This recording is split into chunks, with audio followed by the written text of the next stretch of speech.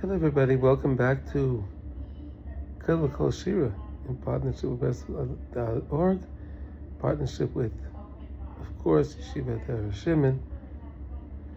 Well, I'm outside. It's Chanukah. Baruch Hashem, Chanukah's here. And we're coming up with a very exciting Parsha, Parshat Mikeitz.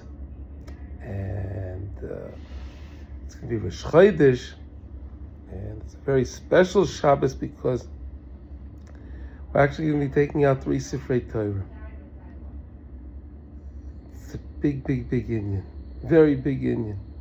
Whenever we take out 3 Sifrei Torah on Shabbos, anytime 3 Sifrei Torah are taken out, it's a big Eitz Ratzon for Tefillah. Take advantage. Okay. Well, I hope everyone is really taking advantage of the Chanukah Lecht. I'm just going to show you now here. My menorah is burning very nicely, Baruch Hashem.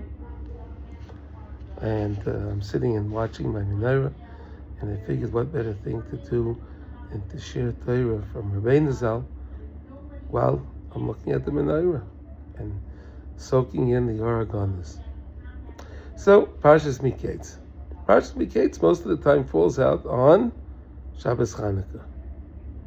So I was thinking, what is the connection between Mikeitz and Chanukah?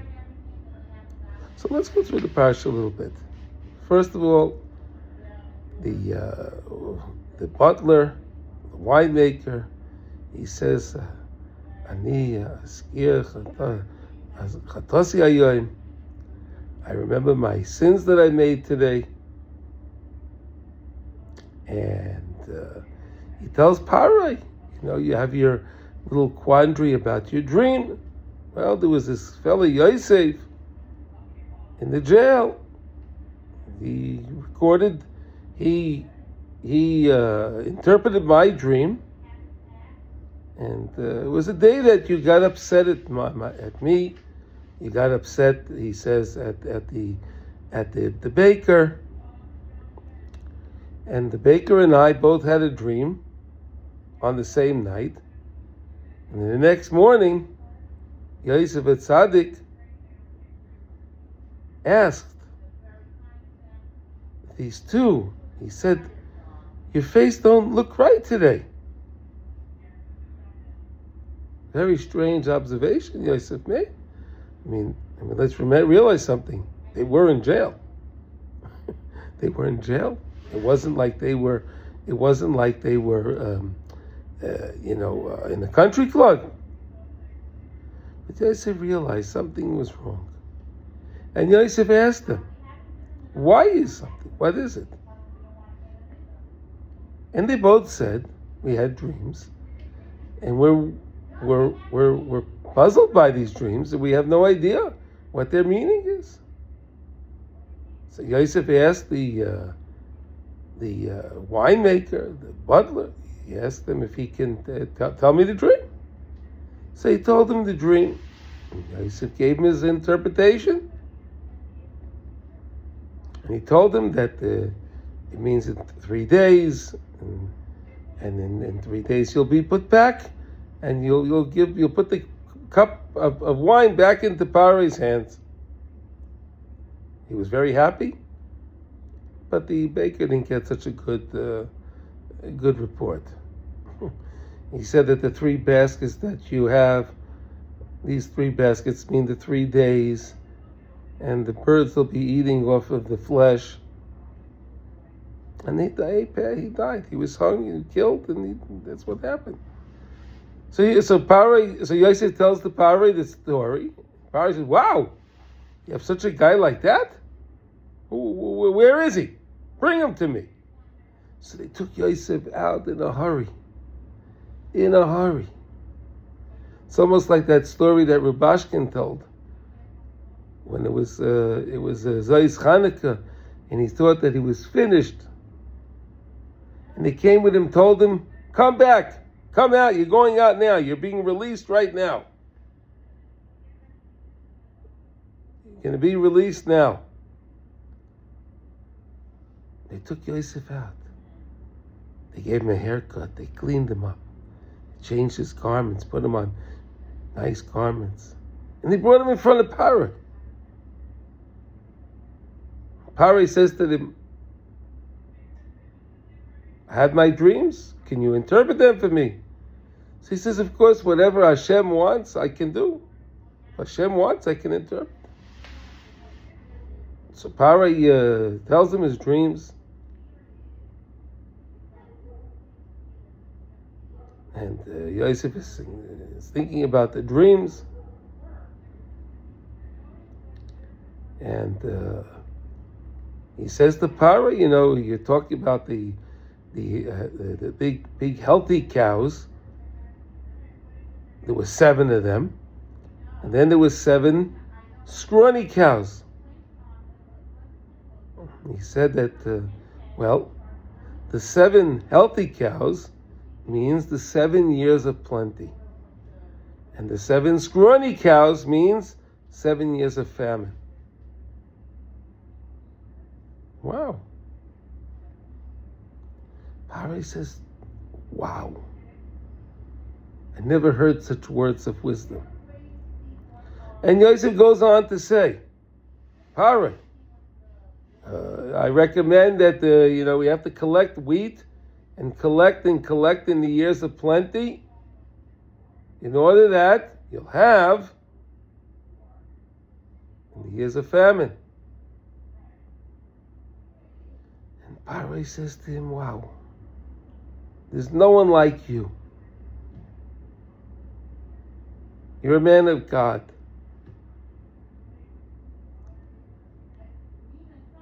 And he takes the ring off his hand. He places it onto Yosef, his signet ring. And he makes Yosef the viceroy in charge of Mitzrayim.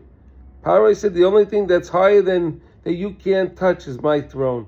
Other than that, you have control of everything in Mitzrayim.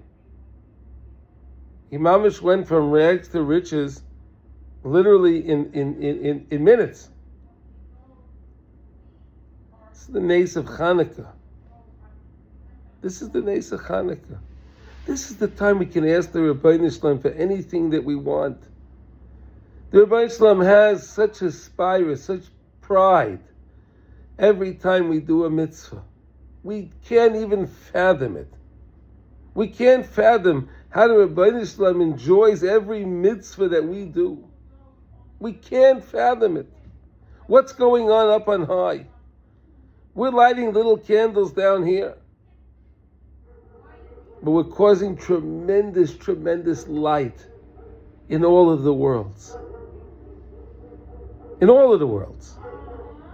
Rav Nosson writes this in Likutei Halachos, in Halacha Daled, in Birchas HaMazon, letter Tes. If you want to look it up, it's unbelievable.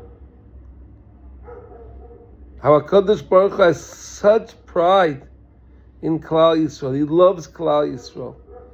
He boasts of Klal Yisrael in all of the heavens. To all of those angels, they said, don't create Klal Yisrael. So how do you connect it to Chanukah? So I'd like to suggest like this. The 7 cows, perhaps we could understand, are the 7 branches on the menorah that was in the Mishkan and the Beis HaMikdash. There were 7 branches. And these 7 branches were so special. And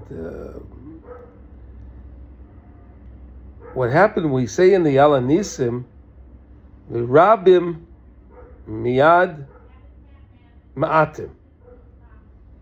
The many were given over into the hands of the few. The cows, the big, strong cows, the mighty Syrian Greek army with their elephants, their tanks, their elephants, right? They didn't have tanks, they had elephants. So what happened? We were able to overcome them through the beautiful miracle that Hashem did. It's a fascinating story. The whole story is fascinating. How the Pach Shemen, and we learned where the Pach Shemen came from. That was Munach B'chais Meishel Kohen Gadol. Who was that Kohen Gadol? Shem, the son of Noach. And Yaakov Avinu went on the other side. He went over the other side, to the other side of the river. And he fought with Tsar Shal Esav for the Pachim Ketanim. That little Pach Shemen that we're enjoying now, today. You know, we learned in Likutei Halachos when it came to make the menorah, Moshe Rabbeinu was so bewildered. He was wondering, how do you make such a menorah? We learned this in Likutei Halachos as well. How do you make such a menorah that's going to bring light to Jews? In Tavshin Pei Vav, us now today, 2025, in this modern world, Moshe Rabbeinu was trying to figure out, how am I going to make a menorah that's going to give light and give hope and bring salvation to the Jewish people? How am I going to do that? And HaKadosh Baruch Hu taught him again and again and again and again and again. He couldn't get it. He didn't understand. Until HaKadosh Baruch Hu said to him, just throw it into the fire, and came out of menorah. B'Tzalel understood it, we learned. Because B'Tzalel believed in Moshe Rabbeinu, his Rebbe. You know, talking about the light, if you're not sure if these lights mean anything, let me tell you something. You know, we're reading on Chanukah, every day we read the Parshat Nasi, right? We're reading of the Nasi when we came to the inauguration of the Mishkan. So there were the Zayin Yemei Miluim. Those were the 7 days. Those were the 7 days that Moshe Rabbeinu erected, and he took down the Mishkan. And Moshe Rabbeinu did the avodah in the Mishkan.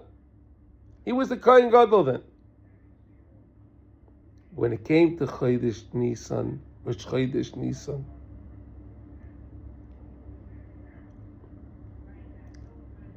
that was the inauguration of the Mishkan. And all the Nesiim brought their beautiful sacrifices in their package of sacrifices to the Mishkan.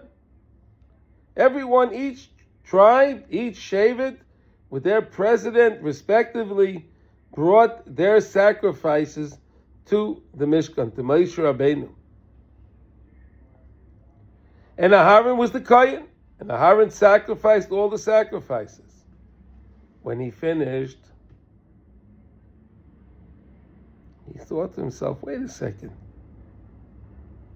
There was no sacrifice brought from Shevet Levi. How could that be?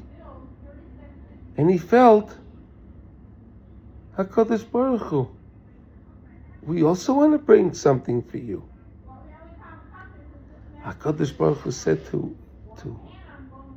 Aharon HaKohen, no, Aharon, you're going to light the menorah. That's why we have Parshas Ba'aloischa right there. Aharon said, HaKohen said to HaKadosh Baruch Hu, isn't it true that your light is Mesavev and Memale Kol Almin? Isn't it true that your light fills and surrounds all worlds? If that's the case, that your light fills and surrounds all worlds, I'm going to light these 7 candles, these 7 lights in the Mishkan. And what's that light going to do?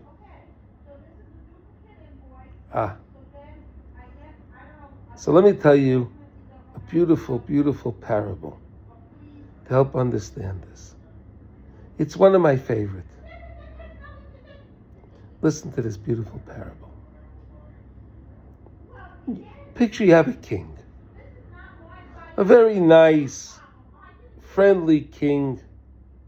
And the king has a friend of his that's a villager. Simpleton. He lives in the village. He's a simple guy. And the king invites his friend to the palace. And the king says to his Kafri, to the village, his friend, he says, I'd like to come and have dinner with you. Wow, he was so honored. Wow, my dear king, you want to have dinner with me? He says, yes. When? He says, in 30 days. Let's make a date. I'll come to your place and we'll have dinner together. Oh, is he happy? He was hopping and jumping and skipping and singing. He was the happiest guy. Well, the king is coming to my place.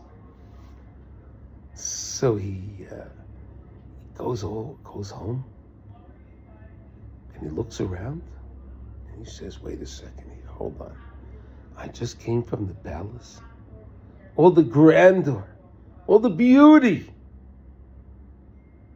My house doesn't look so nice. Says, you know what I'll do? Let me fix it up a little bit. The king's coming. So he got some paint and he painted his house.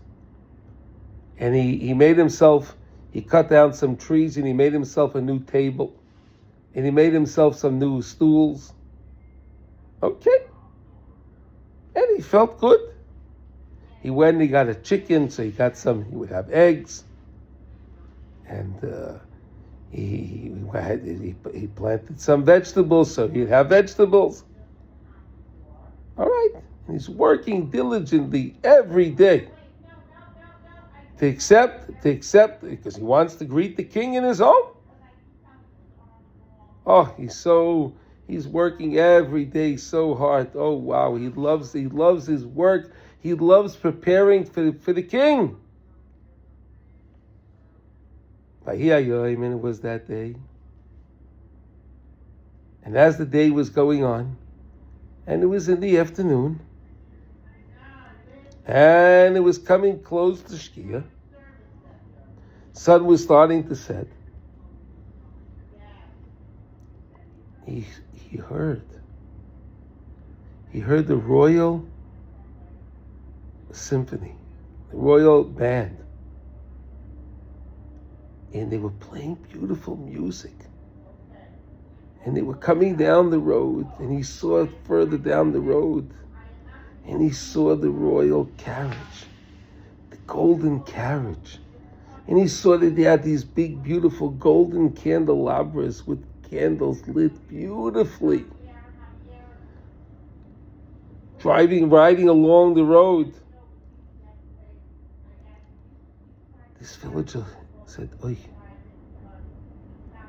how can I have the king come into my house?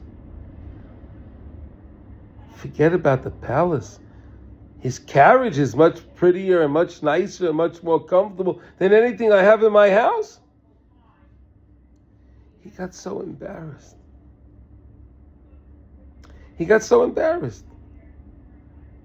went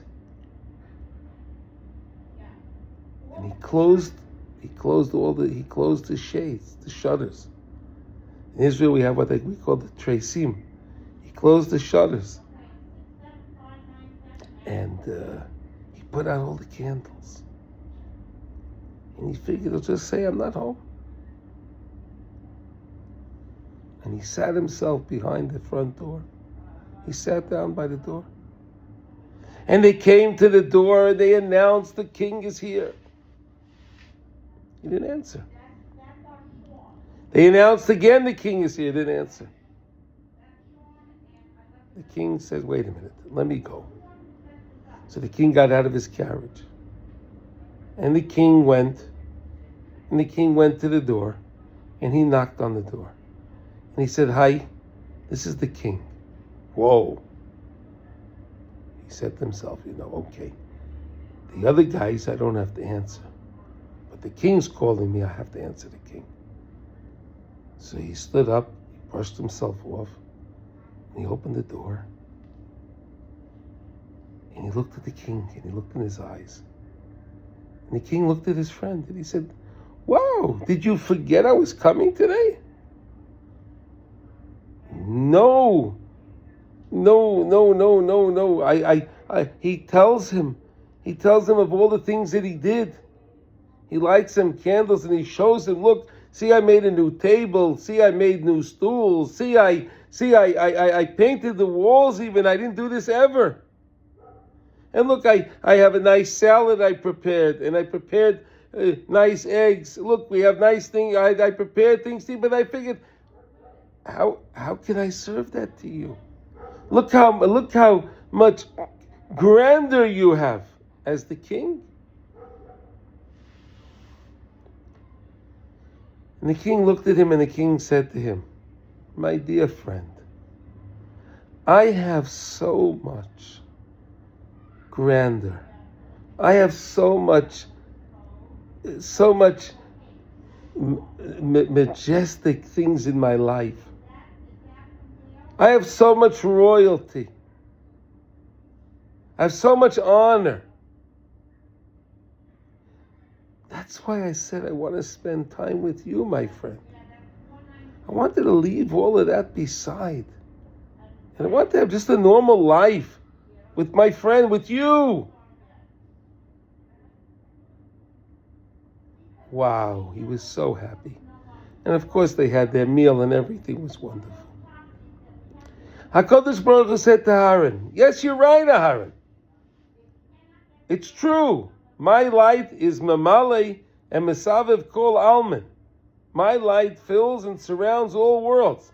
It's absolutely true. But one thing I want to tell you, I want to use your light to light up my light. I want to use your light, that you'll light your candles in the Mishkan, to light my light." Aaron was so amazed by that. That's you and I. When we light those candles, we're thinking to ourselves, perhaps, what is the big deal? I light these candles. I did, who's going to know? All this Prasume Nisa, all this stuff. We're Meisif for Hailech. We're not Paisich for Hailech. We're Meisif. We add candles. We don't just do the mitzvah. We don't just do it mahadrin. We do it mahadrin.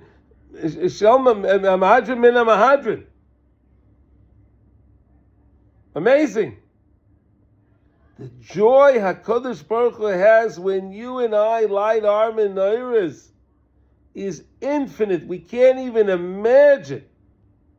And it causes HaKadosh Baruch Hu to look at Eretz Yisrael, to protect Eretz Yisrael, to protect Jews all over. It's actually in Torah 40 in the second book, Torah Mem, in the second book, amazing idea. Where the Rebbe says, the famous pasuk, Tamid Einei Hashem Elokecha Ba Mereishis Hashana Ad Achris Shana. That HaKadosh Baruch Hu looks at Klal Yisrael, looks at Eretz Yisrael. You know when he looks at Eretz Yisrael? When we're doing our mitzvahs. And he looks at every single yidel and every single mitzvah that we do. And he takes such pride and joy in every single yidel that's doing their mitzvah. It's unbelievable. And remember, and when it comes to Shabbos Chanukah, it's such a special time. It can also be Rosh Chodesh. The accomplishments you can accomplish via eating your Suda, saying L'kavod Shabbos Kodesh, you dip the challah into the salt 3 times. You reveal Yud Kei Vav Kei. You reveal HaKadosh Baruch Hu, and then you recognize your bread that you're eating is from Hashem. You give HaKadosh Baruch Hu such delight.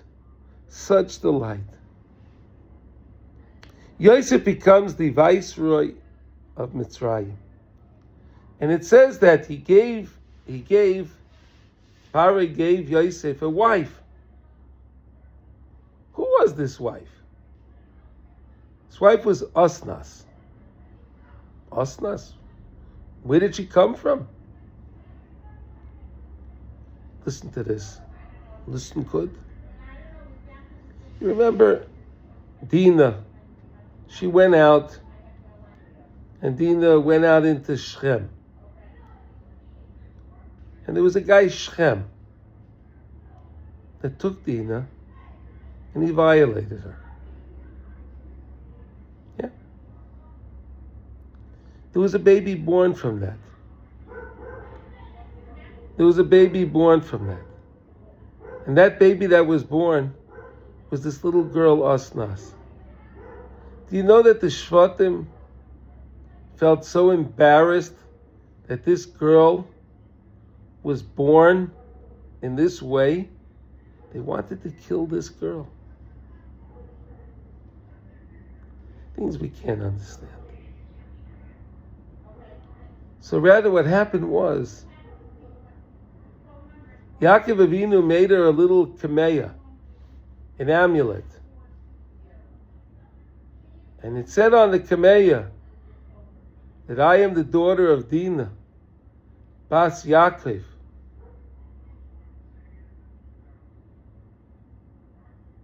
And he put it on her. She was a little baby.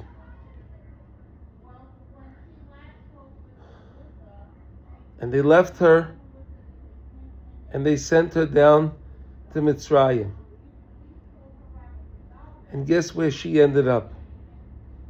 In the house of Potiphar. Yeah, the same house that Yosef was working in, remember? Last week's Parsha with Ashes, Mrs. Potiphar. Let me tell you something. Yosef was being seduced every day. He was being harassed and seduced every day by this lady. It says that her husband was a sorus. He didn't have any relations with his wife. She wanted some relations. She saw this young man. Yosef was the most handsome young man. The rabbis tell us that this lady was a beautiful lady. And she would change her clothes all the time to make herself attractive. They tell us that she put a sword, attached a sword to his head, underneath his neck. And every time he would walk by, he would have to see her. He couldn't put his head down.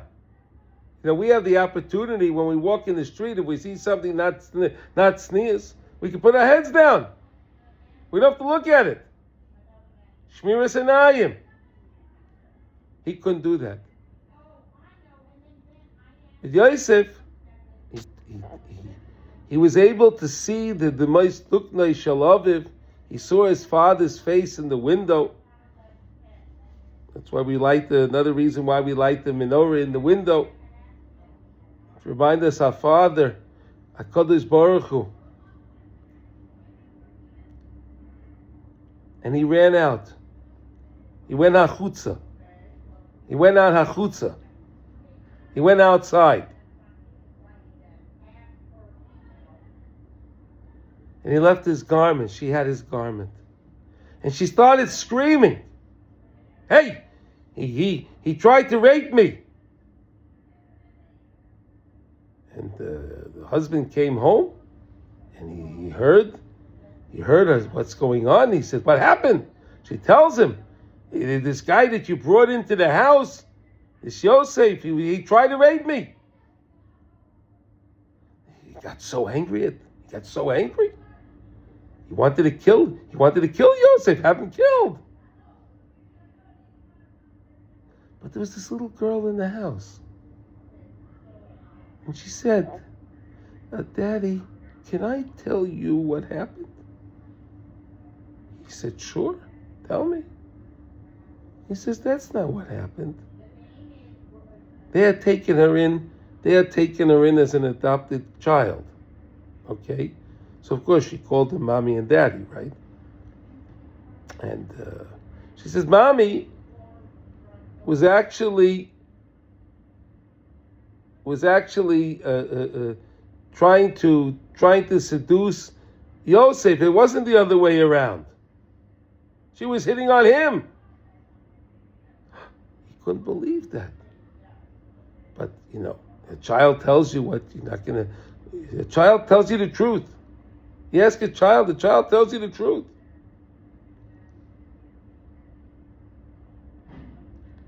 That's why Yosef went to jail. That's why he went to jail. The Medrash says that when Yosef became the viceroy, all the girls knew he was a bachelor. All the girls in Mitzrayim, they wanted him bad. But look, he's the new viceroy. He's royalty. They were throwing things at him. Jewels and throwing things to get his attention. Osnas was there too. She also threw whatever she had. She had that little amulet that Yaakov Avinu gave her. She still had it. That's all she had. So she threw it at Yosef. Yosef saw Hebrew letters. Whoa. Hebrew letters here in Mitzrayim? He looked at that. It said in the Osnas, Bas Dina, in the Bas Yaakov. He says, wow, there's a Jewish girl here from my family. Yaakov Avinu had to go all the way to Haran with Lavan to get his wife. Yosef had to go all the way down to Mitzrayim in order to get his wife, Osnas. Of course, they got married. And they had 2 children, Ephraim and Menashe. So much is written on why he called them Ephraim and Menashe. Did he really forget? Did he really forget his troubles? Did he really forget everything? So much to talk about that. But I'd rather talk about this for a moment. That those 2 children that Yosef had were special children. Why? Because in next week's Parsha, in Vayigash, Yaakov Avinu is going to bless them. And he says to them, you children are like Reuven and Shimon. The same way Reuven and Shimon are my children, you are my children. Why is that? Because really, Yaakov Avinu was supposed to have the children with Bilhah. However, Reuven got in the way.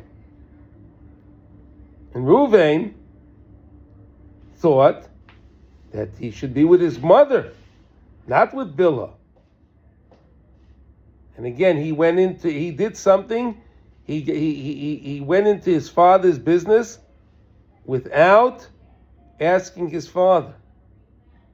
And the Sfarim say that's why the brothers, when it came to Yosef and they were deliberating, should we kill him? They didn't ask Yaakov Avinu. They learned from Reuven. Reuven didn't ask it. Our oldest brother, he didn't ask. So we don't have to ask. Reuven understood that, okay, my father didn't have the children with Bilhah, but they'll have the children will be born through Yosef. And that's why last week Reuben is so nervous. When Yosef isn't there in the pit, he tears his garments. Because he said, oy vey, now what's going to be with these neshamas that Yaakov Avinu was supposed to have children? My father was supposed to have more children. And I thought it was going to happen through Yosef.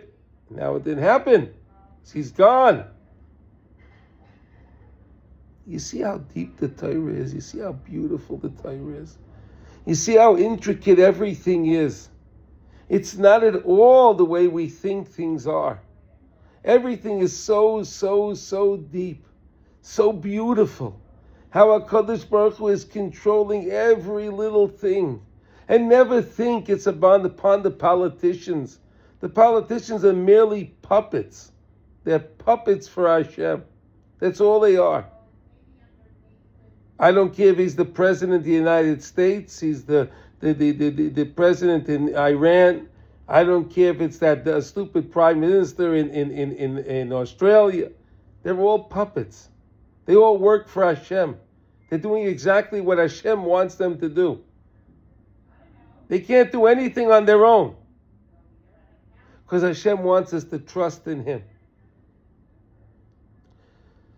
Listen, I want to wish everyone a Lechdike Chanukah. Chanukah Sameach. I want to leave you with these words here. Something so special. You know, in Israel we say Chanukah Sameach. So why is Chanukah Sameach so special? I'll tell you why. What were the gezeros that the Syrian Greeks made, Antiochus IV, that he made against the Jewish people? He said, well, you know, you can't keep the Shabbos. He wants to disconnect us from the Torah. He wants to disconnect us from Hashem. Can't have Shabbos. Oh, and you can't have Rosh Chodesh, because if you don't have Rosh Chodesh, you don't know when the holidays are. And you can't have the Bris Milah. Of course, there were many more decrees, right? You have to write on the horn of your shor shein lechelik belekei Yisrael, and that, and of course that the kalas had to always be the first night with the general. But we won all of it. We won. When you say the word Sameach, there's a shin there. The shin is for Shabbos. The mem is for Milah. The ches is for Chodesh.